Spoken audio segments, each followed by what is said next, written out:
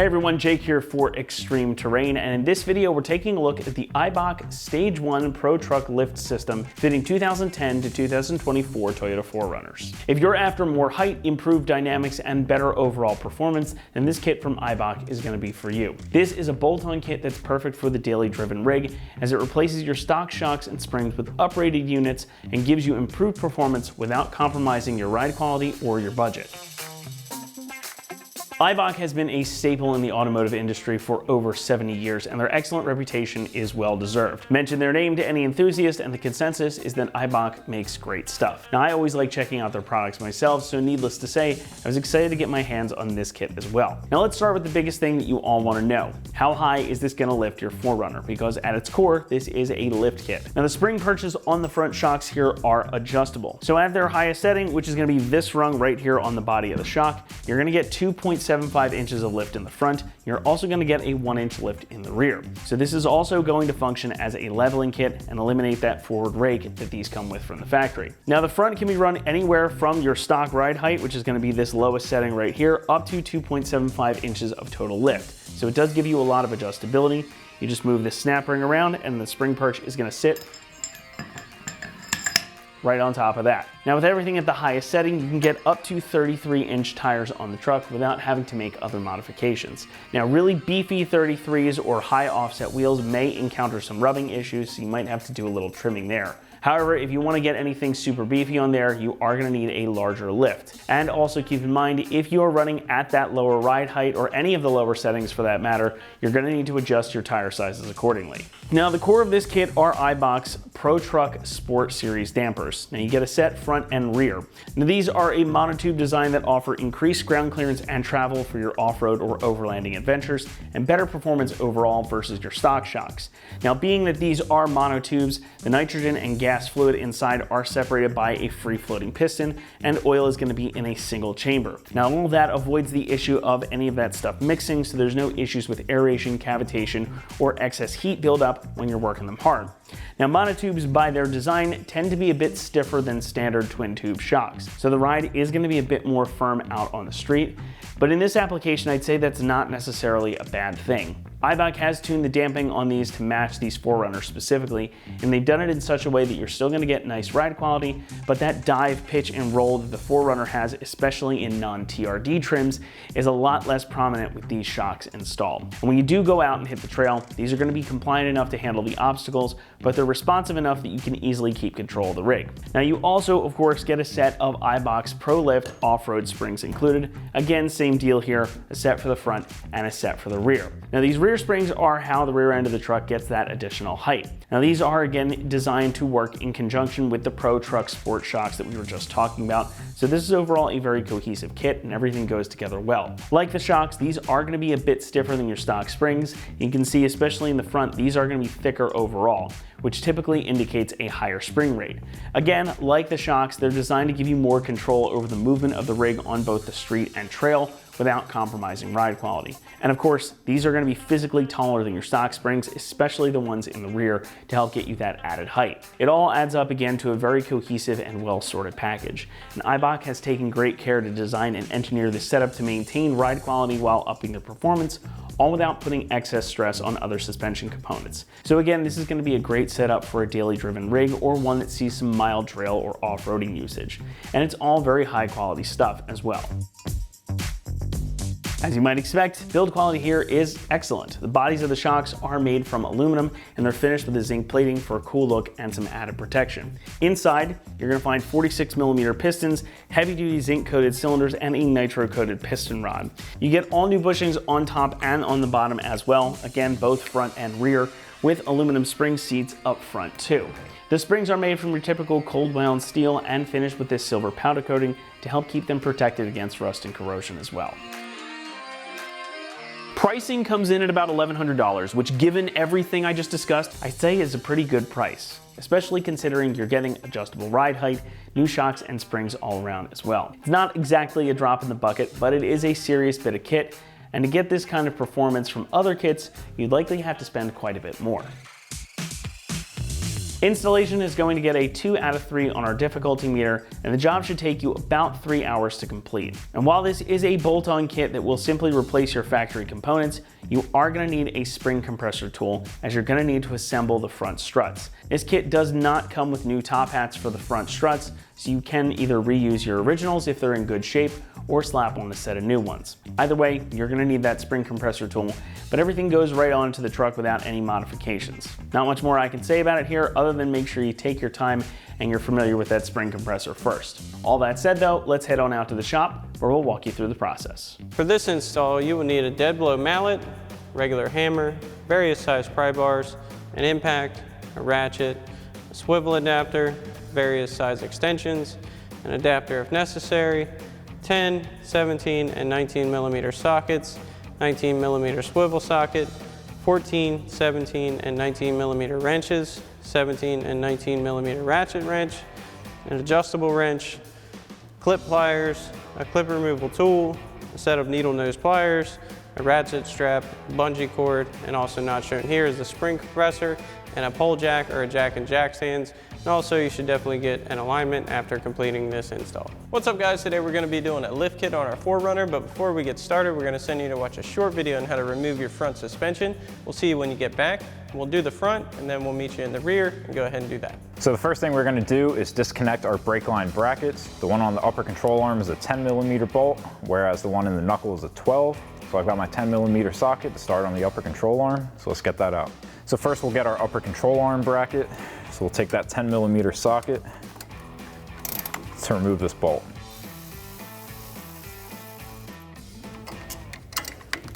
Then we can pop our bracket out of the way, throw our bolt back, and then we'll switch to our 12 millimeter socket for the brake line bracket and our knuckle.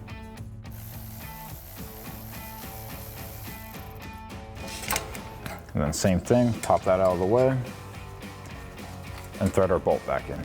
Next we can remove the 18 millimeter nut holding our sway bar end link in. So we'll grab an 18 millimeter socket to pop that off. Next we can disconnect our tie rod end. So we'll grab a pair of needle nose pliers to bend back our cotter pin.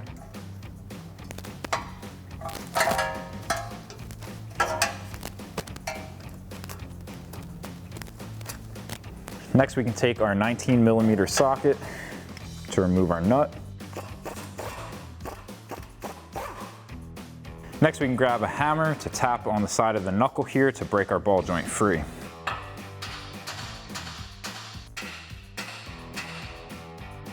Now once we get this to pop free, we can remove our nut and get our tie rod end off to the side. Next we can loosen up our lower strut mount. So we'll grab a 19 millimeter socket for our nut side and a 19 millimeter wrench for our bolt side to loosen that up.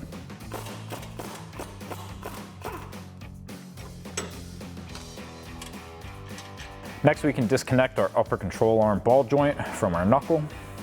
So grab a pair of needle nose pliers for our cotter pin, and then we can grab our 19 millimeter socket to loosen up our nut.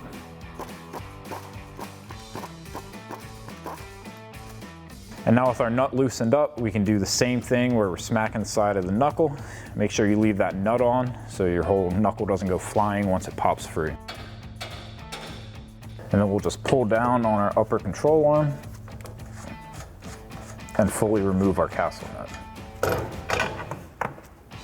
Next we can come to the top of our strut tower and remove our 3 nuts. So we'll take a 14 millimeter ratcheting wrench to do so.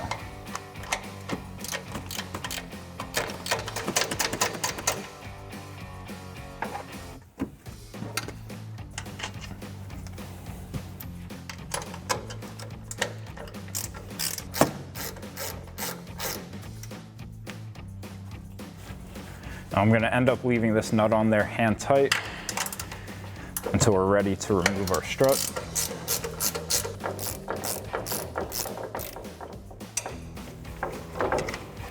Now at this point you can repeat that entire process on the other side because we do need to be able to move our sway bar to get our strut out.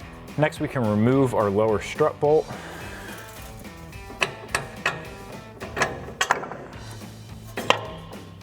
And then we can go back up top and remove that nut. And then we can pull our sway bar up and out of the way. And then once you have your strut out on one side, you can do that same thing on the other side. Alrighty guys, welcome back. Now that we've shown you how to remove your front struts out of your 4Runner, we're gonna go ahead and have to swap over the factory top hat to our new assembly. So we've got our strut here in our spring compressor, which you will need to do. Now, if you don't have a wall mount at home, obviously, you can go ahead and go to your local auto parts store where the handheld spring compressors are readily available for rental. It'll work just as good. So what we're gonna do is compress this down, remove our top hat mounting nut, go ahead and decompress it so we can take the rest of the assembly out and swap this top hat over to the new assembly.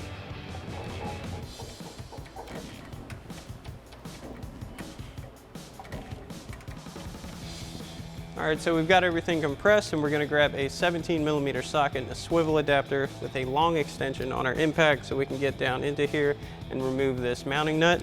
Now you wanna support your shock body while you do so.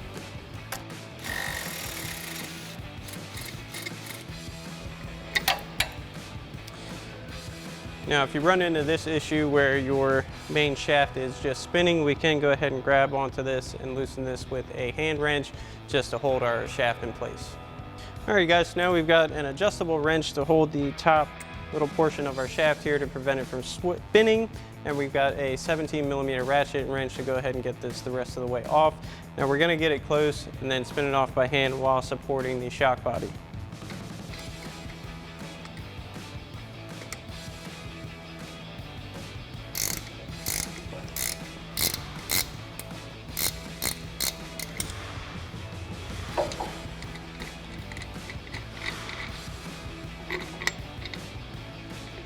We'll go ahead and remove our top washer and bushing. Slide our shock body out. Now we'll go ahead and decompress our spring so we can get our top hat out.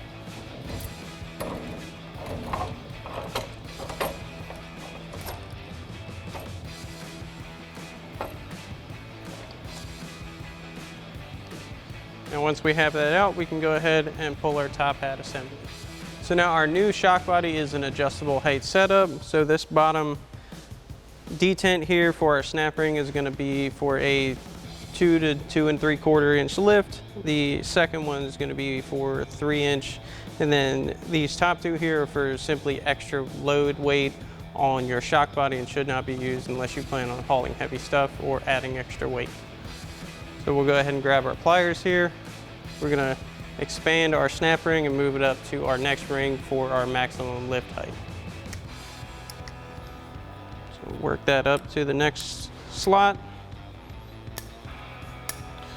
Make sure that it's fully into the detent, and then we can go ahead and install our provided spring cup. Make sure that sits properly. So now we're going to go ahead and place our top hat onto our new spring, and you want to make sure where your factory spring has a little mark there. We're going to line that up for our new one. We're going to set that back in the compressor.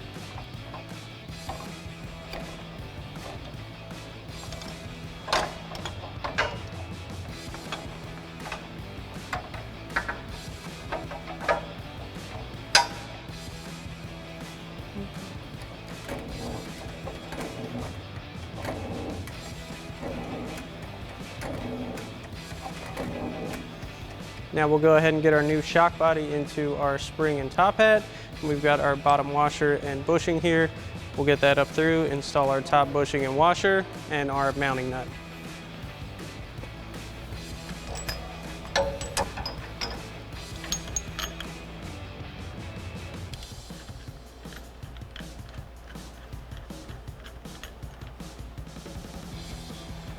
And before you tighten this down, you want to make sure your bottom coil lines up with the slot on the bottom cup so it is firmly in place.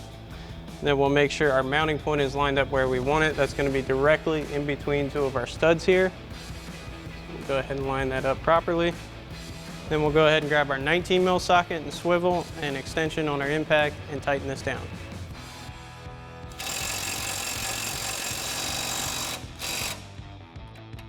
And we can go ahead and decompress this.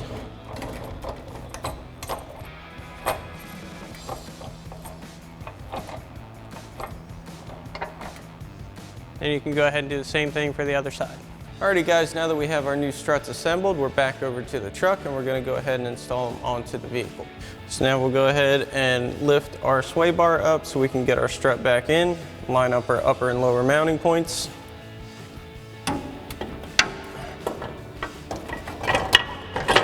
Get our lower mounting point into its little cradle there. And we'll get all three of our upper mounting nuts started on our studs here.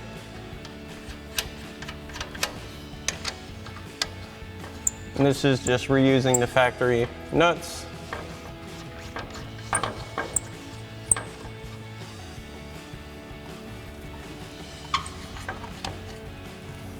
Okay. Then we'll get our lower mounting bolt in here. That's quite convenient to use a small pry bar to kind of maneuver everything into position.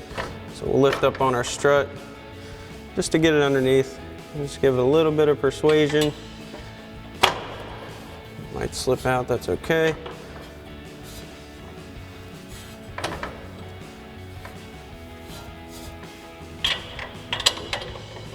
We'll go ahead and work our bolt in.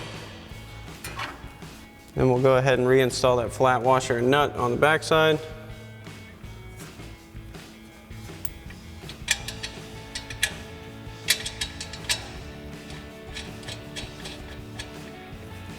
Then we'll go ahead and grab our 19 mil socket on our impact and our 19 mil wrench and tighten this down.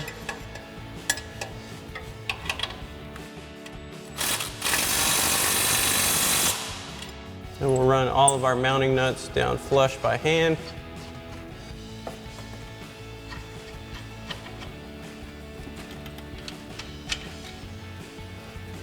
And we'll go ahead and grab our 14 mil wrench and tighten these all up.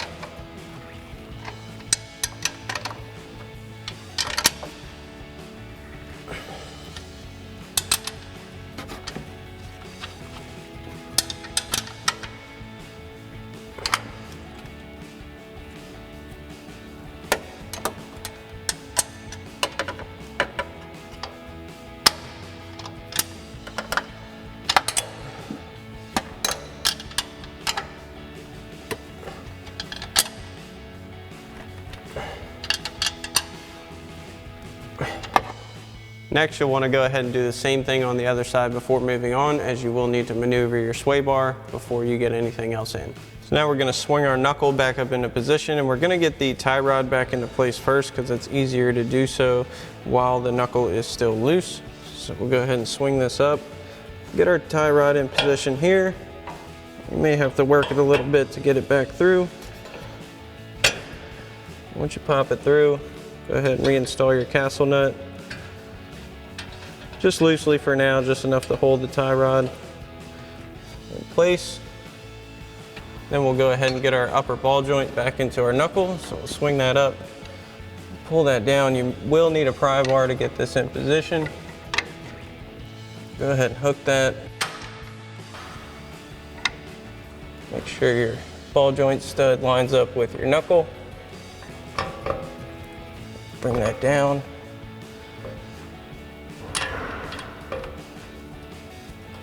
Reinstall your castle nut. So now we'll grab our 19 mil swivel and extension on our impact again. We'll tighten down our tie rod nut as well as our upper ball joint nut.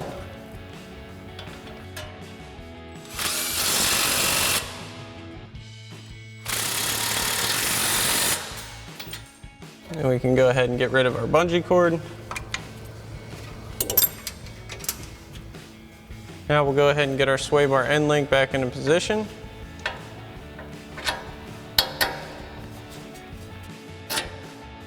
Reinstall our 17 millimeter nut.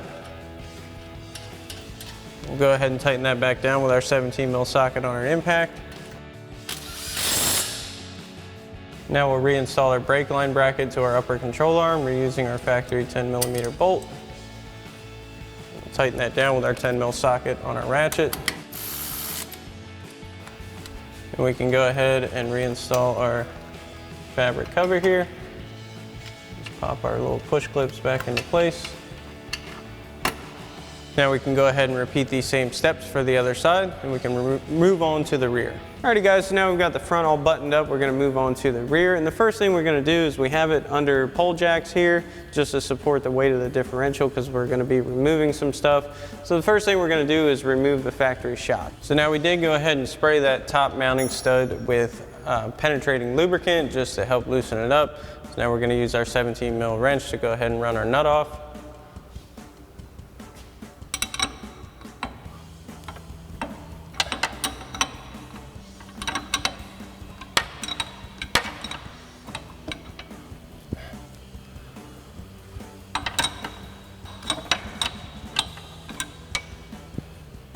So now once you get that nut almost off, you want to leave it a couple threads on. We'll go ahead and remove the lower mounting point. That way we can drop the shock down and grab onto the nut in the upper washer without it falling into the chassis anywhere. Now we'll go ahead and remove our bottom mounting bolt using our 17 mil socket on our impact. Now if you do find it's a little stiff getting off of this dowel, you can go ahead and grab a small soft mallet and just give it a few taps to come off.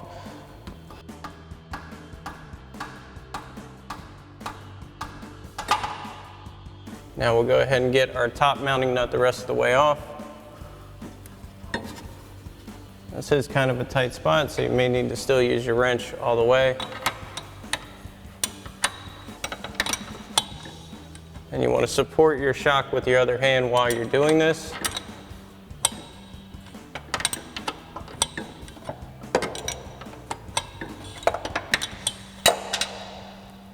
Once it's good and loose,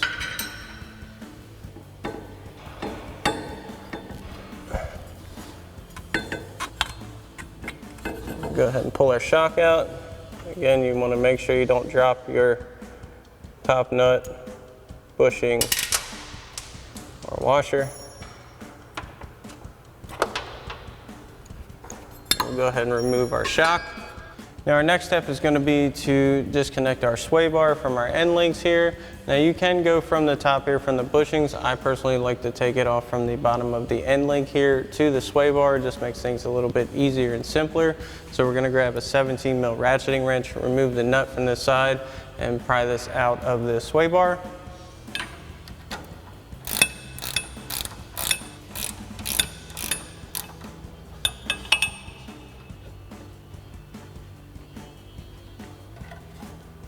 We got our nut removed. Go ahead and grab a pry bar. We're gonna go on the outside of this to our end link here.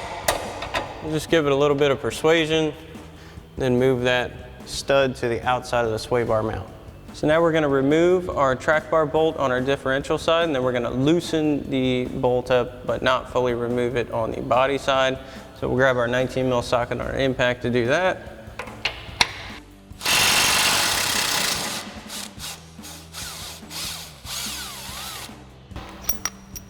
Get that loosened up.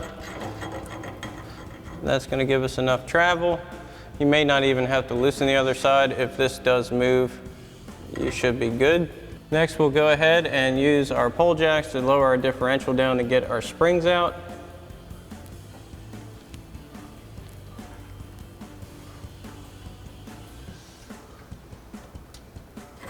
Make sure this stays loose and doesn't get caught.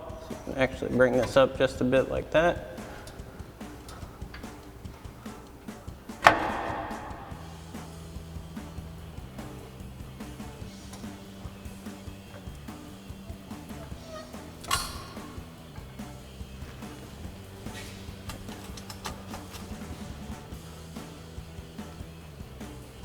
Great. Now that we have this lowered down, we can go ahead, remove our springs.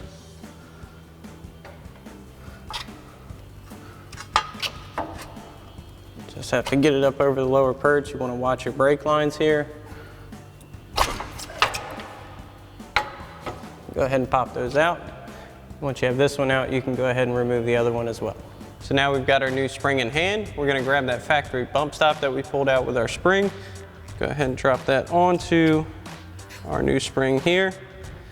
We'll go ahead and get this up in place.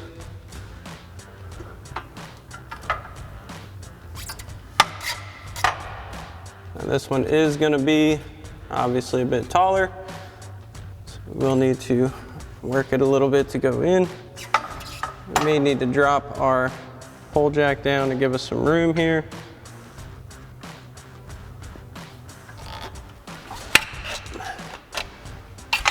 Go ahead and pop that in place.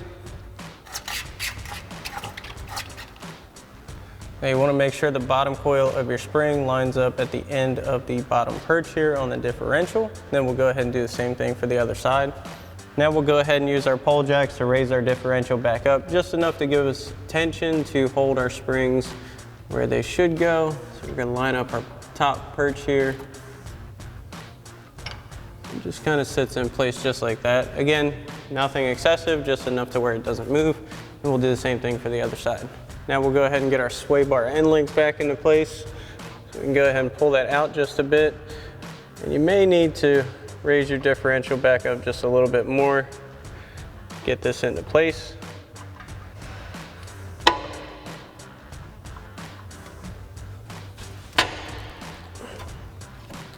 We'll go ahead and raise the other side up to even it out, and we'll get that in.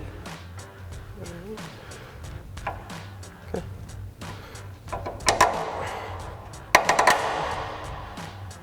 And once we have that back through, we'll go ahead and reinstall that factory nut.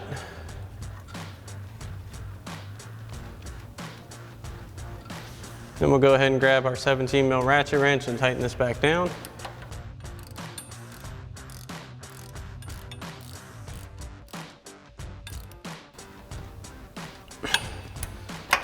And we'll go ahead and do the same thing on the other side. So now we can go ahead and get our new shocks installed. So we'll go ahead and get that back up through.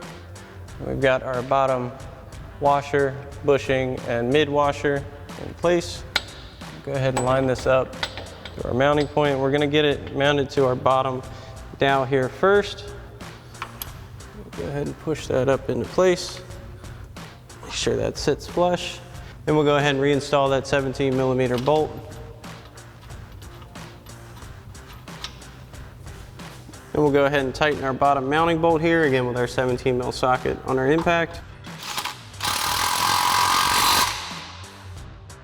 Now we're going to use our pole jacks once more to bring our shock up into place here. Make sure that's lined up as we do that.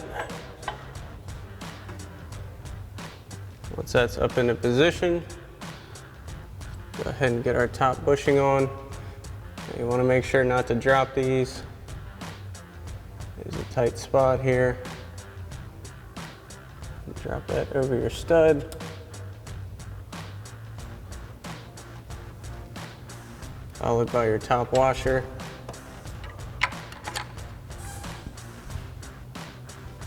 And then we can get our new nut on.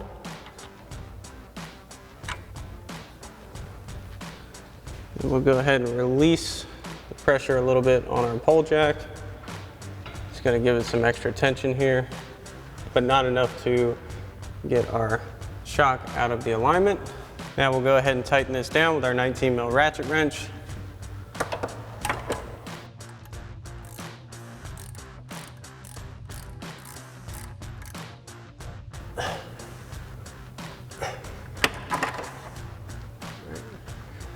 And once we have this tight, we'll go ahead and do the same thing for the other side. So now you're going to notice when you go to put your track bar bolt back in that it's a little bit off-centered. So the easiest way to pull your differential back over to line up with your track bar is in fact a ratchet strap. So we'll go ahead and hook that to our differential side, as well as our body side up here. Just gonna crank it down enough to get it back in alignment.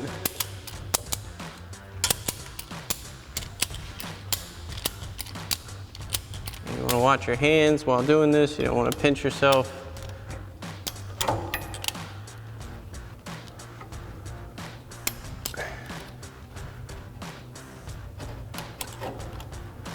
Unfortunately, it is a little bit tight on the track bar where you have to put your ratchet strap.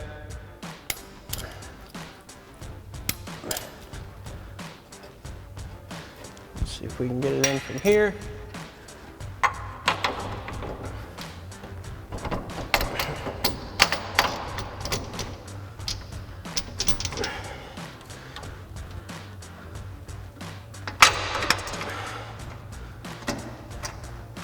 enough to get it started. And once we have it started, we'll go ahead and tighten it back down with our 19 mil socket on our impact.